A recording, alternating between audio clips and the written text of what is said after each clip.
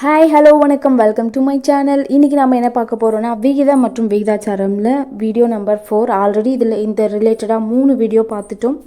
So அந்த வீடியோவை பார்க்கலன்னா அந்த வீடியோவை பார்த்துட்டு இந்த வீடியோவை பாருங்கள், அப்போ தான் உங்களுக்கு ஈஸியாக புரியும். ஸோ இந்த சேனலை சப்ஸ்கிரைப் பண்ணாமல் பார்க்குறவங்களா இருந்தால் சப்ஸ்கிரைப் பண்ணிக்கோங்க, மறக்காமல் உங்கள் ஃப்ரெண்ட்ஸ்க்கு ஷேர் பண்ணிக்கோங்க. ஓகே, வாங்க வீடியோக்குள்ளே போகலாம். ஃபர்ஸ்ட் கொஷின், 1:2 என்ற விகிதத்தில் 63 சென்டிமீட்டர் நீளமுள்ள ஒரு கோட்டுத்துண்டு இரண்டாக பிரிக்கப்பட்டால் கோட்டு துண்டுகளின் நீளங்களை காண்க. ஸோ 63 சென்டிமீட்டர் நீளமுள்ள ஒரு கோட்டுத்துண்டை வந்து ஒரு விகிதத்தில் பிரிச்சிருக்காங்க. 1:2 விகிதத்தில் பிரிச்சிருக்காங்க. அதனோட நீளங்களின் அளவுகளை கேட்டிருக்காங்க. ஸோ இந்த 63 சென்டிமீட்டர் நீளமுள்ள கோட்டுத்துண்டை நம்ம வந்து ஒரு பீட்சாவோட ரேட்டாக கன்சிடர் பண்ணிக்கலாம். ஒரு பீட்சா 63 ரூபா கொடுத்து வாங்கியிருக்கேன். அது ஏ அண்ட் பின்ற 2 பர்சனுக்கு 1:2 என்ற விகிதத்தில் பிரித்து கொடுத்துருக்கேன். ஒரு பீஸாவை 63 ரூபாய்க்கு வாங்கி ஏ அண்ட் பின்ற பர்சனுக்கு 1:2 விகிதத்தில் பிரிச்சிருக்கேன். ஏன்ற பர்சனுக்கு ஒரு பீஸாகவும் பின்ற பர்சனுக்கு 2 பீஸாகவும் பிரித்து கொடுத்துருக்கேன். அப்போது இந்த ஏன்ற பர்சனோட ஒரு பீஸோட ரேட்டும் பின்ற பர்சனோட 2 பீஸோட ரேட்டும் நமக்கு தெரியணும். அப்போ நம்ம என்ன பண்ணணும், ஃபஸ்ட்டு ஒரு பீஸோட ரேட்டை நம்ம கண்டுபிடிக்கணும். அதை எப்படி கண்டுபிடிக்கலாம்? இப்போ டோட்டலாக வந்து 63 ரூபான்றது அந்த கேக்கோட ரேட்டு. இதை எத்தனை பீஸாக பிரிச்சிருக்கேன்? 1 + 2 3 பீஸாக பிரிச்சிருக்கேன். இந்த 3 வந்து 63ஆல் டிவைட் பண்ணிக்கலாம். 63 3ஆல் டிவைட் பண்ணால் என்ன வரும்? 2 6 1 3, அப்போது 21. அப்போ ஒரு பீஸோட ரேட்டு 21. அப்போ ஒரு பீஸோட ரேட் என்ன? 21. அப்போ ஏவோட ஒரு பீஸோட ரேட் 21, பிக்கு என்ன 2 பீஸ் கொடுத்துருக்கோம். அப்போ 2 × 21 என்ன? 42. அப்போ ஆன்சர் 21 சென்டிமீட்டர், 42 சென்டிமீட்டர். அவ்வளோதான், ரொம்ப சிம்பிள். அடுத்த சம் பாருங்கள், உங்களுக்கு நல்லாவே புரியும். இந்த வீடியோ ஃபுல்லாகவே ஸ்கிப் பண்ணாமல் பார்த்தீங்கன்னா இந்த சம்ஸ்லாம் உங்களுக்கு ஈஸியாக புரியும். நெக்ஸ்ட் கொஷின் பாருங்கள். 1600ஐ ஏ மற்றும் பி என்ற இரு நபர்களுக்கு 3:5 என்ற விகிதத்தில் பிரித்து கொடுத்தால் பிக்கு கிடைக்கும் தொகை என்ன? இங்கே வந்து பிக்கு மட்டும்தான் கேட்டிருக்காங்க. நம்ம அட் அ டைமில் ஏக்கும் பிக்கும் கண்டுபிடிக்கலாம். ஓகேங்களா? ஓகே, இப்போது ஒரு திங்ஸை வந்து 1600 ரூபா கொடுத்து வாங்கியிருக்காங்க. அது ஏக்கும் பிக்கும் வந்து 3:5 பிரிக்கிறாங்க. அதை நம்ம வந்து பீஸாவாக எடுத்துக்கலாம். பீஸா வந்து பார்த்திங்கன்னா 1600 ரூபா கொடுத்து வாங்கியிருக்காங்க. ஓகேங்களா? இப்போது இங்கே ஏபி 2 பேர் இருக்காங்க. ஏக்கு எவ்வளோ? 3%ம் பிக்கு வந்து 5 ஏக்கு வந்து 3 பீஸாகவும் பிக்கு வந்து 5 பீஸாகவும் பிரிச்சிருக்காங்க. ஓகேங்களா? இப்போ ஒரு பீஸோட ரேட் நம்ம கண்டுபிடிச்சா இந்த 3 பீஸும் 5 பீஸோட ரேட்டும் நம்ம கண்டுபிடிச்சிடலாம். அதை எப்படி கண்டுபிடிக்கிறது? ஒரு பீஸாவை 1600 ரூபா கொடுத்து வாங்கியிருக்காங்க. ஓகேங்களா? இங்கே வந்து எத்தனை பிரிச்சிருக்காங்க? 3 + 5 8 பீஸாக பிரிச்சிருக்காங்க. 8 பீஸை வந்து 1600 வந்து டிவைட் பண்ணிக்கோங்க. டிவைட் பண்ணால் என்ன வரும்? 200ன்னு கிடைக்கும். டிவைட் பண்ணால் 200ன்னு கிடைக்கும். அப்போ ஒரு பீஸோட ரேட்டு 200 ரூபா. ஓகேங்களா? அப்போ இங்கே ஏக்கு கீழே என்ன இருக்குது? 3 பீஸ் இருக்குது. அப்போ 3 × 200 600 ரூபா. ஏவோட பர்சன்டேஜ் எவ்வளோ? 600 ரூபா. இப்போ 5 × 200 1000 ரூபா. இப்போ என்ன கேட்டிருக்காங்க கொஷினில்? பிக்கு கிடைக்கும் தொகை என்னன்னு கேட்டிருக்காங்க. அப்போ பிக்கு நேரம் என்ன இருக்குது? 1000. அப்போ ஆன்சர் 1000. இந்த எல்லா சம்மே பார்த்தீங்கன்னா நம்ம வித்தவுட் ஃபார்முலாவில் போட போகிறோம். அதனால் ஸ்கிப் பண்ணாமல் பார்த்தீங்கன்னா உங்களுக்கு ஈஸியாக புரியும். ஸோ நெக்ஸ்ட் கொஷின் பாருங்கள்.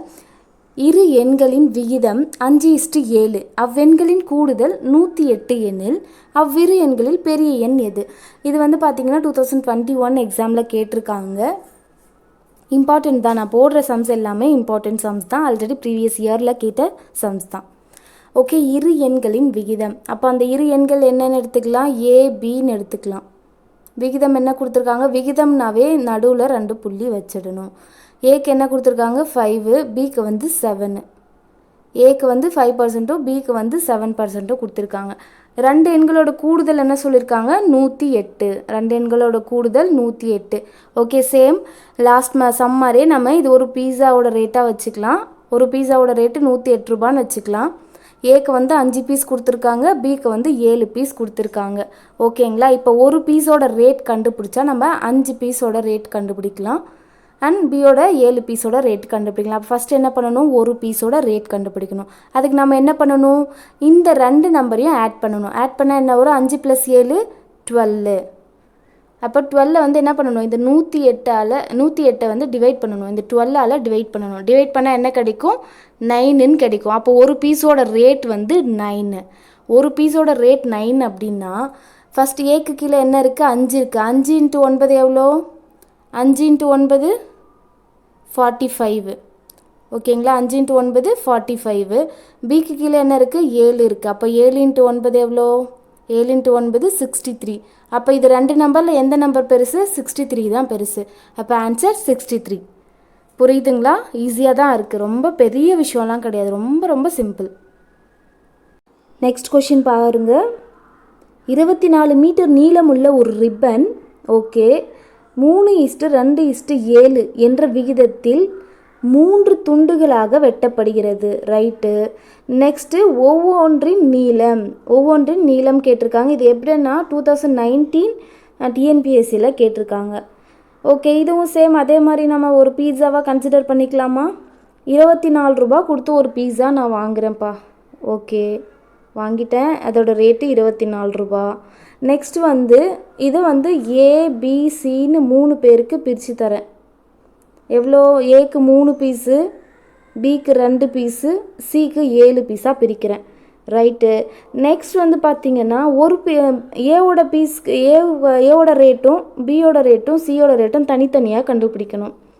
சரி, ஒரு பீஸோட ரேட் கண்டுபிடிச்சாதான் நம்ம இதை வந்து ஒவ்வொன்றுத்துக்கும் தனித்தனியாக கண்டுபிடிக்க முடியும். அதை எப்படி ஃபைண்ட் அவுட் பண்ணலாம், டோட்டலாக வந்து 24 ரூபாய்க்கு வாங்கியிருக்கேன், 24 ருபீஸ்க்கு வாங்கியிருக்கேன். இது வந்து 3 + 2 5, 5 + 7 12. அப்போ 12 பீஸாக நான் பிரிச்சுருக்கேன். அந்த 12 வந்து இந்த 24ஆல் டிவைட் பண்ணிடுங்க. டிவைட் பண்ணால் என்ன வரும், 24 12ஆல் டிவைட் பண்ணால் 2ன்னு கிடைக்கும். அப்போ ஒரு பீஸோட ரேட் நமக்கு என்னென்னு கிடச்சிருக்கு, ஒரு பீஸோட ரேட்டு 2 ரூபான்னு கிடச்சிருக்கு, 2 ருபீஸ்னு கிடச்சிருக்கு. அப்போ ஏக்கு கீழே என்ன இருக்குது, 3. அப்போ 3 × 2 எவ்வளோ, 6. அப்போ 6 மீட்டர். ஏக்கு வந்து 6 மீட்டர் ரிப்பன் கிடச்சிருக்கு, நீளமுள்ள ரிப்பன். அப்போ இங்கே 6 எங்கே இருக்குது, சரி ஓகே, 6 மீட்டர். பிக்கு கீழே என்ன இருக்குது, 2. அப்போ 2 × 2 எவ்வளோ, 4. அப்போ 4 மீட்டர். பிக்கு வந்து பார்த்திங்கன்னா 4 மீட்டர். சிக்கு நேராக 7 இருக்குது. அப்போ 7 × 2 எவ்வளோ, 14. அப்போ 14 மீட்டர். அது எங்கே இருக்குது ஆப்ஷனில், அப்போ ஆப்ஷன் 7 இருக்குது பாருங்கள். 6 மீட்டர், 4 மீட்டர், 14 மீட்டர் அப்படிங்கிறது ஆன்சர். நெக்ஸ்ட் கொஷின் பார்த்துக்கலாம். கணேசன் என்பவர் ரூபாய் 800 வைத்துள்ளார்.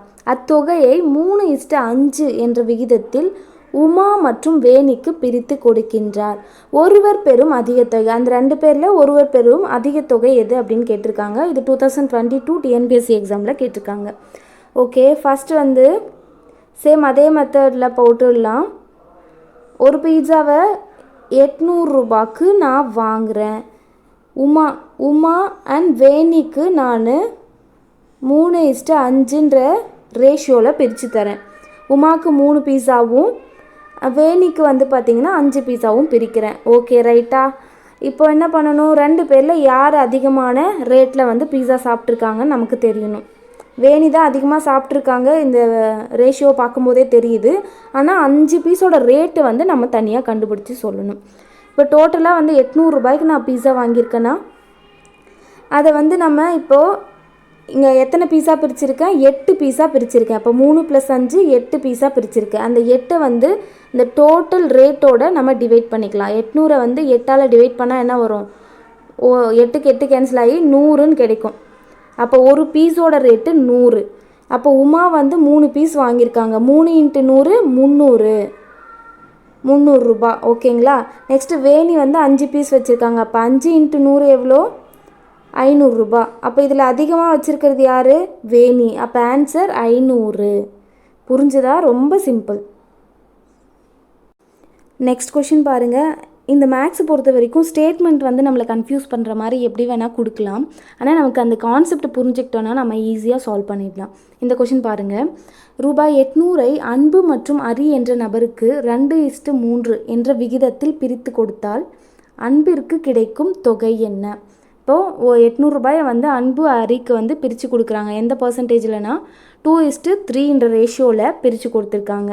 நம்ம சேம் அந்த கான்செப்ட்லேயே நம்ம பிரிச்சுக்கலாமா? ஒரு பீட்சா வாங்கியாச்சு, 800 ரூபா அதனோட ரேட்டு வச்சுக்கலாம், 800 ரூபான்னு வச்சுக்கலாம். 800 ரூபா தான் கொடுத்துருக்காங்க இல்லையா? இப்போது அன்பு அண்ட் அரி அதுக்கு எவ்வளோ கொடுத்துருக்காங்க? 2:3 ரேஷியோவில் பிரித்து கொடுத்துருக்காங்க அந்த பீட்சாவை. ஓகே, இந்த 2 பீஸோட ரேட்டும் அரியோட 3 பீஸோட ரேட்டும் தனித்தனியாக கேட்குறாங்க. அன்புவிற்கு மட்டும் கிடைக்கிற பங்கு எவ்வளோ அப்படின்னு கேட்டிருக்காங்க. இப்போ நம்ம என்ன பண்ணணும்? இவங்க 2 டோட்டலாக ஒரு பீஸாவோட ரேட்டு 800 ரூபா. இது எத்தனை பீஸா பிரிச்சுருக்கோம்? 5 பீஸா பிரிச்சுருக்கோம். 2 + 3 5ன்னு பிரிச்சுருக்கோம். இந்த 5 வந்து டோட்டலாக வாங்கணும் பார்த்தியா பீட்சா, அந்த ரேட்டோட டிவைட் பண்ணணும். 800 5ஆல் டிவைட் பண்ணால் என்ன கிடைக்கும்? 16 × 5 80. இங்கே ஒரு 0, அப்போ 160. ஒரு பீஸோட ரேட்டு 160. ஏக்கு கீழே என்ன இருக்குது? 2 பீஸ் இருக்குது. அப்போ 2 × 160 320. ஓகேங்களா? அப்போ அரிக்கு கீழே எத்தனை பீஸ் இருக்குது? 3. அப்போ 3 × 160 480.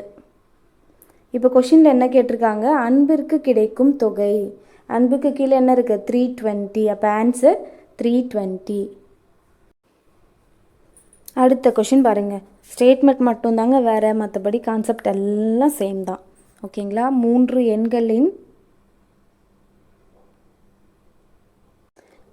எண்களின் விகிதம் 10:15:24 மற்றும் அதன் கூட்டுத்தொகை 196 எனில் அந்த எண்களில் சிறிய எண்ணை கண்டுபிடிக்க.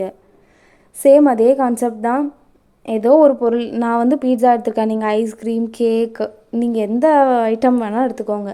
நம்மளோட கன்வென்ட்டுக்கு நம்ம எது வேணால் வச்சுக்கலாம், நம்ம ஞாபகம் வச்சுக்கிறதுக்காக. ஓகேவா? அது வந்து என்ன கொடுத்துருக்காங்க? டோட்டல் அமௌண்ட் வந்து 196. நான் ஒரு பொருளை வந்து 196 ரூபாய்க்கு வாங்கியிருக்கேன். அது வந்து 3 பேருக்காக பிரித்து தரேன். ஏ, பி, சிக்கு.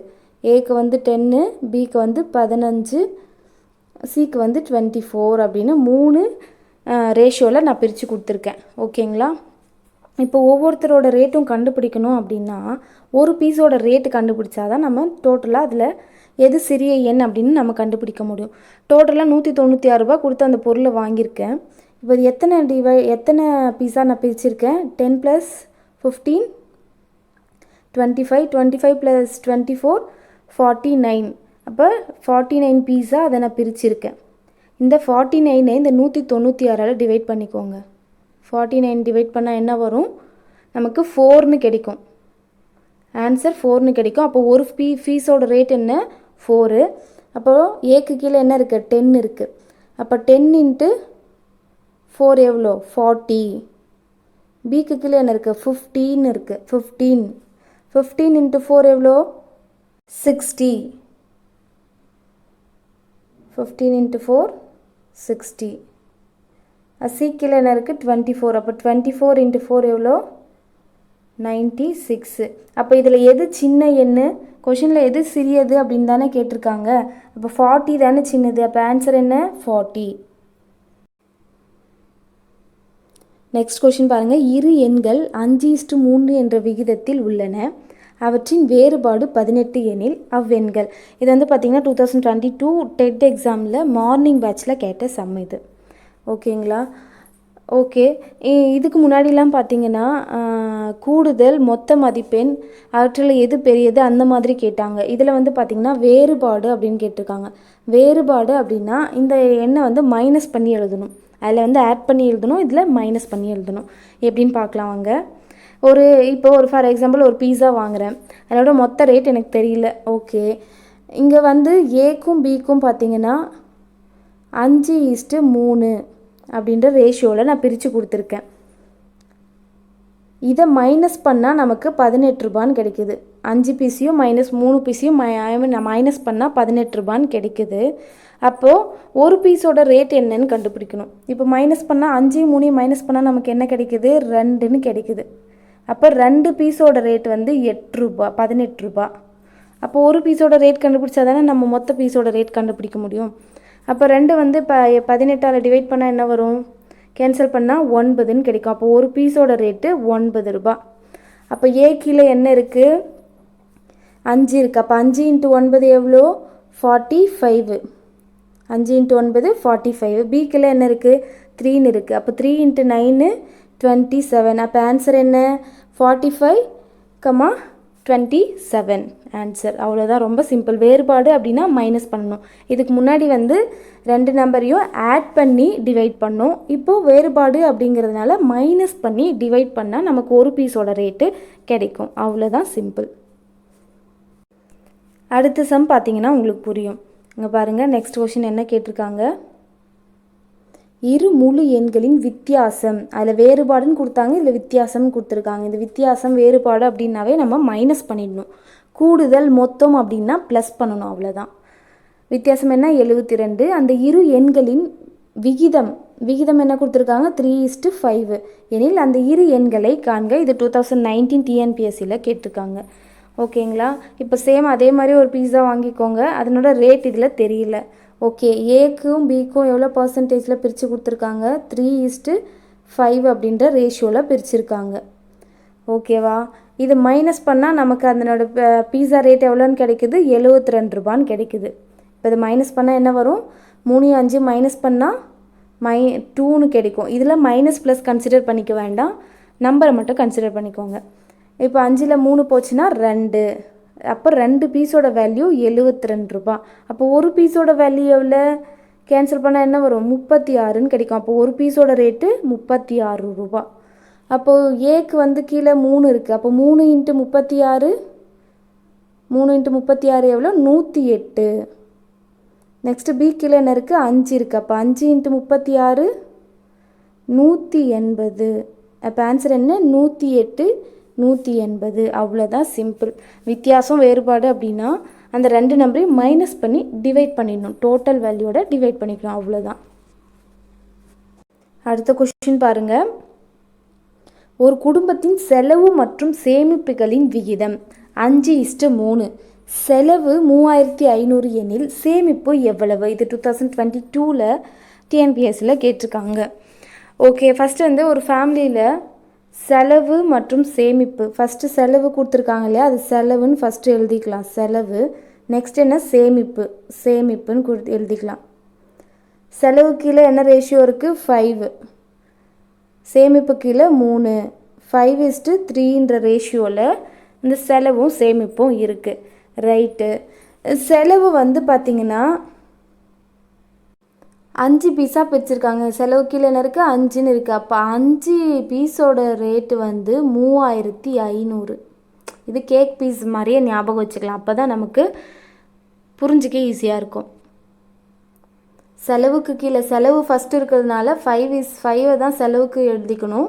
இங்கே செலவு 3500 கொடுத்துருக்காங்க. அப்போ 5 பீஸோட ரேட்டு 3500 அப்படின்னா ஒரு பீஸோட ரேட் கண்டுபிடிச்சா நம்ம சேமிப்போட வேல்யூ நம்ம ஃபைண்ட் அவுட் பண்ண ஈஸியாக இருக்கும். அப்போ 5ஆல் கேன்சல் பண்ணால் என்ன வரும்? 7ன்னு கிடைக்கும். அப்போ 700 ரூபா. அப்போது ஒரு பீஸோட ரேட்டு 700 ரூபா. இப்போ சேமிப்பு கீழே எத்தனை பீஸ் இருக்குது? 3 பீஸ் இருக்குது. அப்போ 3 × 7 எவ்வளோ? 2100 ரூபா.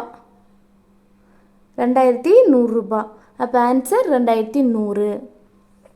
ஃபஸ்ட்டு என்ன? செலவு மற்றும் சேமிப்பு சொல்லியிருக்காங்க. செலவுக்கு கீழே 5ன்னு ரேஷியோ இருக்குது, சேமிப்பு கீழே 3ன்னு இருக்குது. செலவு வந்து 3500. அப்போ 5 பீஸோட ரேட்டு 3500 அப்படின்னா கேன்சல் பண்ணால் நம்ம ஒரு பீஸோட ரேட்டு 700 ரூபான்னு கிடச்சிருக்கு. இந்த ஒரு பீஸோட ரேட்டை சேமிப்புன்ற 3 பீஸோட மல்டிபிள் பண்ணால் நமக்கு 2100 ரூபா. அப்போ சேமிப்பு நமக்கு என்ன?